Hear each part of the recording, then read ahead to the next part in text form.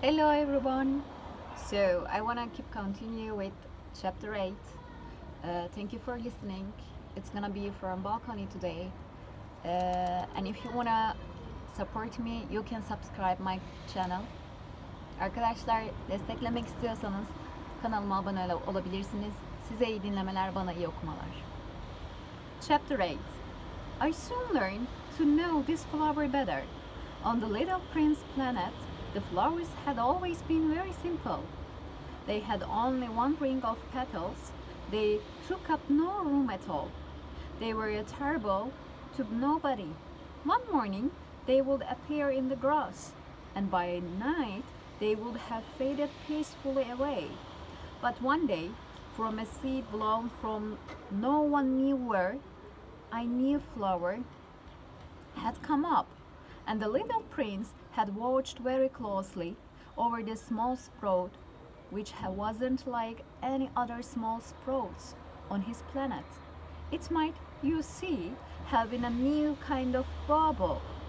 The shrub soon stopped growing and began to get ready for produce a flower.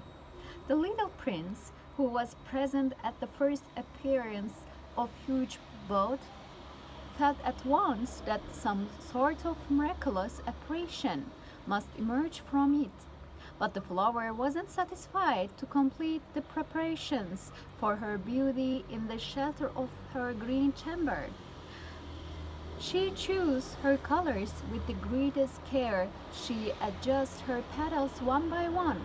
She didn't wish to go out into the world all round, like the field poppies. It was only in the full radiance of her beauty that she wished to appear. Oh yes, she was coquettish creature, and her mysterious adornment lasted for days and days. Then one morning, exactly at sunrise, she suddenly showed herself. And after working with all this painstaking precision, she yawned and said, "Ah, I'm scarcely awake. I beg that you will excuse me. My petals are still all disraging." But the little prince could not restrain his admiration. "Oh, how beautiful you are!" "Am I not?" the flower responded sweetly. "And I was born at the same moment as the sun." The little prince could guess easily enough that she wasn't any too modest, but how moving and exciting she was. "I think it's time for breakfast," she added an instant later. "If you would have the kindness to think of my needs." And the little prince, completely abashed, went to look for a sprinkling can of fresh water. So he tended the flower. So, too, she began very quickly to torment him with her vanity, which was, if the truth be known, a little difficult to deal with it. One day, for instance, when she was speaking of her four thorns, she said to little prince, "Let the tigers come with their clothes." "There are no tigers on my planet," the little prince objected. "And anyway, tigers do not eat weeds." "I'm not a weed," the flower replied sweetly. "Please excuse me." "I'm not at all afraid of tigers," she went on, "but I have a horror of drafts. I suppose you wouldn't have a scream for me." "A horror of drafts? That's bad luck for a plant," remarked the little prince, and added to himself, "This flower is a very complex creature. At night, I want you put me under a glass globe. It is very cold where you live, in the place I came from." But she interrupted herself at that point. She had come in the form of seed. She couldn't have known anything of any other worlds. Embarrassed over having let herself be caught on the verge of such a native untruth, she called 2-3 times in order to put the little prince in the wrong. The screen? I was just going to look for it when you spoke to me. Then she forced her coat a little more so that he could suffer from remorse just the same. So Little Prince, in spite of all the goodwill that was inseparable from his love, had soon come to doubt her. He had taken seriously words which were without importance, and it made him very unhappy. I ought not to have listened to her, he confided to me one day. One never ought to listen to the flowers.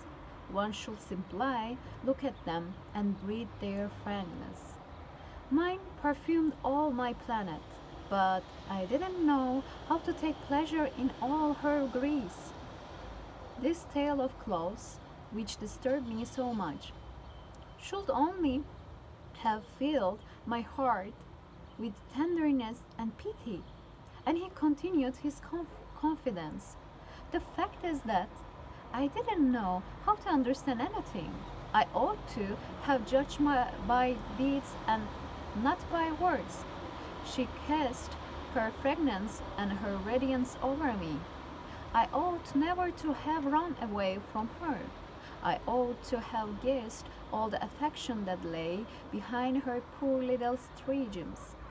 Flowers are so insensate, but I was too young to know how to love her. Chapter 9.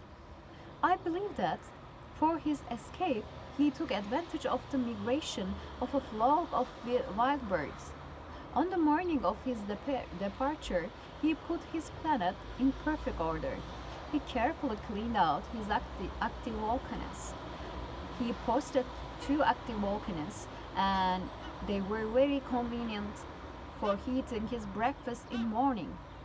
He also had one volcano that was extinct, but he said one never knows, so he cleaned out the extinct volcano too.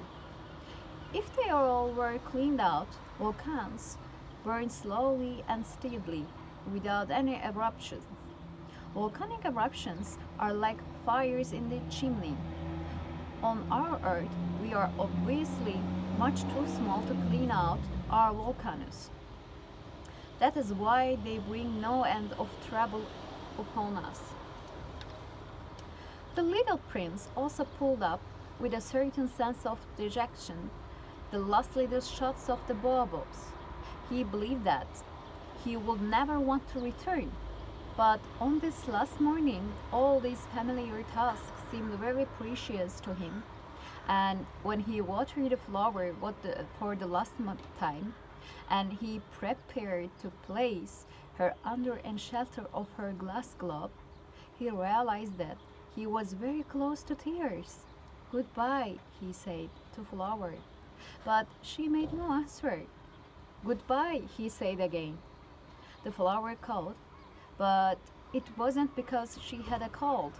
"I have been silly," she replied to him, "at least. I ask your forgiveness. Try to be happy." He was surprised by his absence of reproach.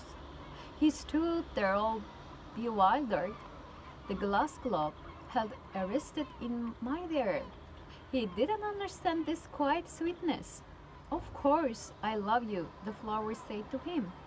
"It is my fault that you have not known it all the while. That is of no importance, but you have been just as foolish as I. Try to be happy. Let the glass globe be. I don't want it anymore." "But the wine, my cold is not so bad as all that. The cool night air will do me good. I'm a flower." "But the animals?" "Well, I must endure the presence of 2 or 3 caterpillars if I wish to become acquainted with the butterflies.